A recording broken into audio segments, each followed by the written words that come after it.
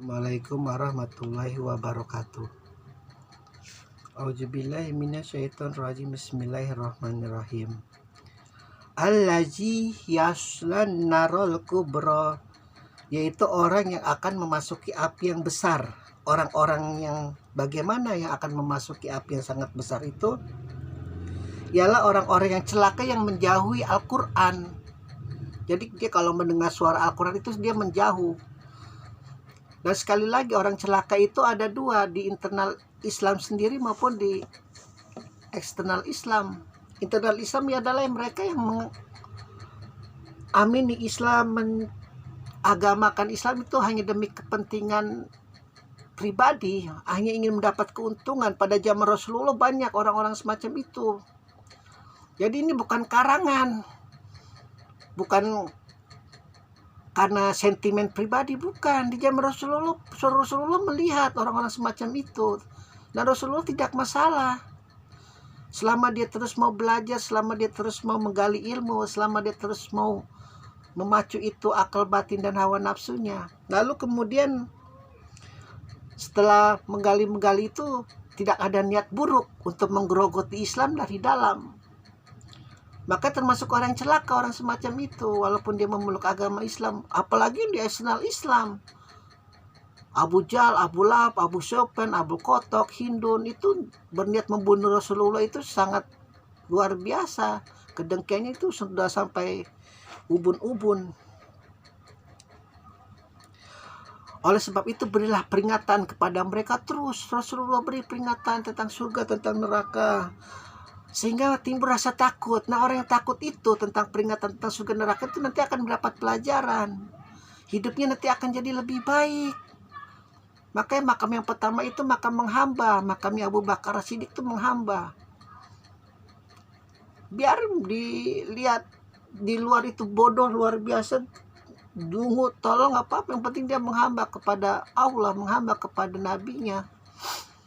Begitu. Lalu kemudian makam apa itu, pedagang, makam melaksanakan syariat itu imbal balik, itu nggak apa-apa juga. Makam tingkatan yang kedua sudah mulai memikirkan itu, istilah mengembangkan dirinya, mengembangkan perniagaannya. Makanya khalifah kita yang pertama itu pedagang, Abu Bakar As-Siddiq, untuk menunjukkan bahwa Islam itu bukan agama yang pemalas, bukan agama yang istilahnya agama yang tangan di bawah, bukan. Islam itu agama yang tangan di atas, bukan zaman sekarang meminta-minta kepada barat, meminta-minta kepada badan dunia untuk diberi santunan, untuk diberi bantuan negaranya. Makanya kasihan kalau melihat negara Islam zaman sekarang, padahal fitrah Al-Quran, fitrah Rasulullah itu tidak mengajarkan hal semacam itu. Fitrah Islam itu tangan di atas. Islam itu memberi, bukan diberi. Islam itu mengasihi, bukan dikasihi. Pada dasarnya seperti itu seharusnya. Dan orang-orang yang celaka itu akan menjauhi suara Al-Quran. Iya, dua-dua macam itu. Yang dari Islam sendiri, walaupun dia Islam, KTP-nya Islam, tapi kalau dengan suara Al-Quran dia nggak mau dengar, takut. Bukan takut karena Allah, bukan takut karena mau masuk neraka, karena tidak sesuai dengan batinnya. Hanya ingin kembali kepada majab lanatullah, hanya ingin bersenang-senang hidup di dunia itu, hanya ingin bermaksiat, hanya ingin berpoya-poya. Aneh kan? Padahal Rasulullah menegaskan sendiri, dari sejak dia bangun tidur sampai dia tidur lagi, tidak ada istilah itu istirahat yang tidak diikuti dengan berpikir kepada Allah, tidak diikuti dengan keimanan kepada Allah. Maka hilangkanlah kemalasan, yaitu orang-orang yang akan memasuki api yang sangat besar. Sudah terlambat kalau sudah ruh kita sudah bersatu dengan tubuh yang dibangkitkan oleh Allah di hari kiamat, lalu ruh kita menyatu kepada diri kita memasuki hari penghisapan, dan terlihat api yang besar itu. Penyesalannya sudah tidak ada lagi. Mumpung kita di bumi melakukan kesalahan lalu menyesali. Makanya banyak ulama mengatakan banyak orang yang memeluk agama Islam itu berdosa tobat gitu terus sepanjang hidupnya. Nah kalau itu udah kayak lotre, mudah-mudahan matinya pas dia bertobat. Lalu kemudian bagaimana cara kita untuk menghindari ini? Kan istilahnya kan dunia kuantum nih, dunia di masa depan yang Allah beritahu kepada Rasulullah. Rasulullah menyampaikan kepada umatnya.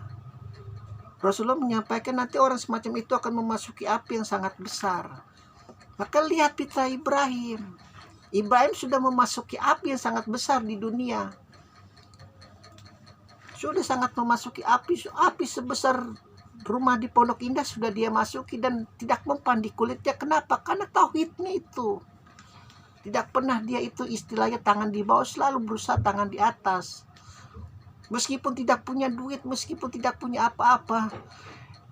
Ada istilah di zaman pemerintahannya dulu, di zamannya Namrud. Ada istilah seperti zaman sekarang ini, bagi-bagi sembako. Dia datang terlambat. Sudah habis. Dia bungkuslah itu. Di dalam gembolan-gembolan itu pasir sajalah, udah pasrah. Nggak makan hari ini. Pulang, istrinya nggak ada, dia taruh bungkusan, dia tidur. Tiba-tiba dia bangun, ada nasi. Ini nasi dari mana? Kan kamu yang bawa. Itu luar biasanya kalau udah pasrah sama Allah. Maka makam semacam itu masih ada. Masih ada. Tauhid itu tidak akan pernah luntur dari sejak zaman Nabi Adam sampai Rasulullah. Hanya orang istilahnya, orang yang terlalu terlena dengan panca indera yang tidak meyakininya. Tapi nggak apa-apa, Tuhan mereka nalar. Logika itu juga bagus. Logika itu memang harus berjalan, apalagi di zaman sekarang. Kalau logika tidak berjalan, agama terus, matilah kau. Mau makan apa zaman sekarang? Jadi gelandangan.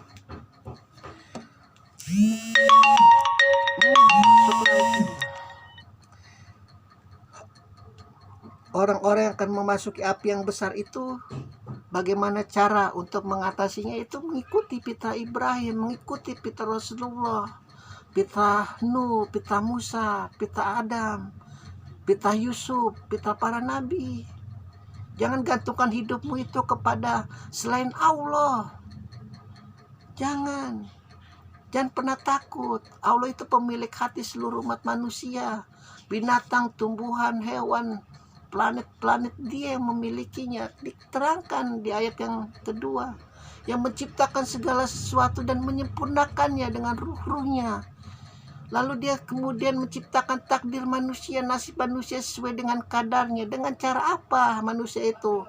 Agar capai makan seperti itu dengan mensucikan asmanya. Kalau kau tidak mensucikan asma Allah, lalu kau merasa kau berbuat jahat, itu sudah takdir, salah. Allah sangat murka pada orang-orang semacam itu, akan masuk ke dalam api yang sangat besar. Dan luar biasanya itu banyak. Iblis pada saat itu mungkin tertawanya sangat terbahak-bahak.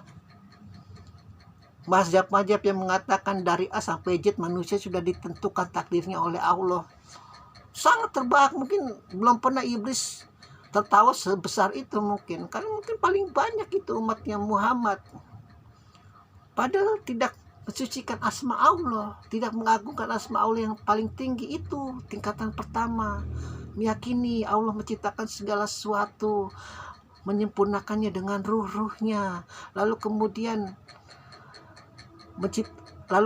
menetapkan takdir-takdirnya, takdir-takdir yang telah kita tentukan oleh Allah. Allah beri petunjuk lagi lewat para nabi, lewat para rasul. Jadi jangan sembarangan. Engkau membunuh orang karena Allah, ya bukan. Engkau membunuh orang karena engkau bodoh, tidak bisa menahan hawa nafsu.